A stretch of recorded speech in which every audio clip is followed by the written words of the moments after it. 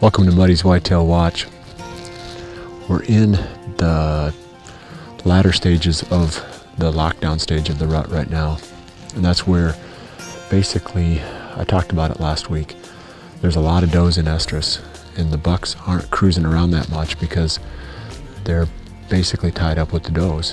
When there's a lot of does in estrous, they're not out walking around cruising nearly as much because it's a lot easier for them to find one that is in heat. It's been pretty slow here, you know, as we've gotten into this lockdown, and it's going to stay that way until I always figure sometime around the 20th we start to break out.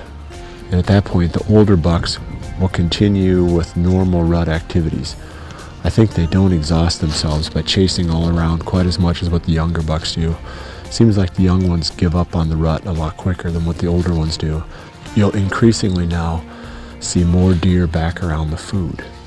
And even the rutting activity seems to take place around the food sources more on the back end of the rut than it does on the front end. So anything after about the 20th of November, I'm really focusing on food sources. I'll hunt mornings for a little bit longer after that, but sometime around the 26th or so of November, I pretty much give up hunting mornings because it just seems like there's not much activity. You know, the bucks are more on the feeding cycle. They'll get back to their beds early, usually even before daylight, and then they don't cruise around that much after about the 26th. The rut is more or less over in most parts of the Midwest and really in most parts of the country. You know, you don't want to give up yet. The lockdown is a challenge, but things should start to get better. Like I said, you'll see these older bucks back on their feet again, cruising around, and you won't see as much overall rutting activity. You won't see that frenzy. You won't see, 5 bucks chasing a doe around. What you'll see is one old buck standing next to a doe on the edge of a food plot. So you just don't have that intensity, but you still have the breeding, and you still have those mature bucks on their feet. So take advantage of it. I've had some really good hunts right around the 22nd through the 24th of November. So we've got that coming up still. Now let's talk a little bit about products. And one of the questions that I get a lot from people now has to do with how to set up in the tree for filming. And since that's what we're doing right now, I thought it'd be kind of fun to talk about that topic. A lot of people are self-filming their hunts now, and even a surprising number of people are filming hunts with their buddies. So I'm going to talk first about how we do it with 2 people, how we set up, and then maybe throw out a few tips about how, some practical ways to self-film a good hunt. So 2 guys in the tree, we generally go at about a 90-degree angle. That way, you're close enough where you can talk back and forth easily enough. The camera angles are pretty good. Right now, Aaron is standing about 3 feet away from me, and the camera's about 2.5 feet.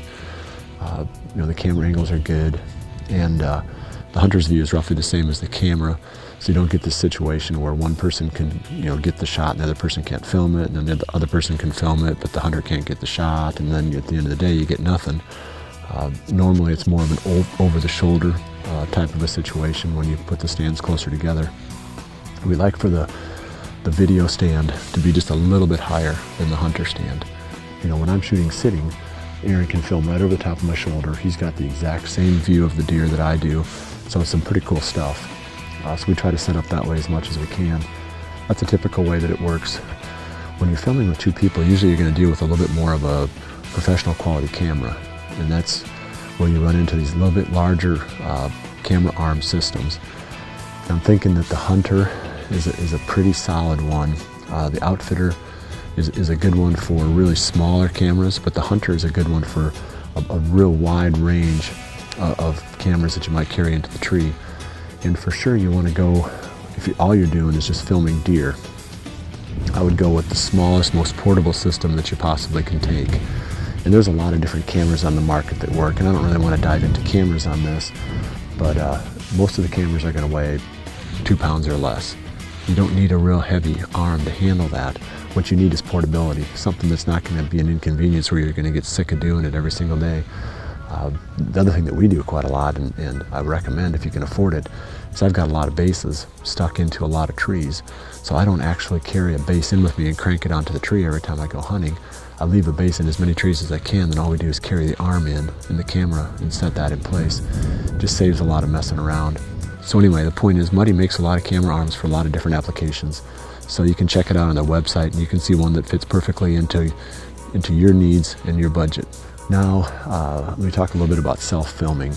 And there's a definite art to this, and I'm certainly no expert in that.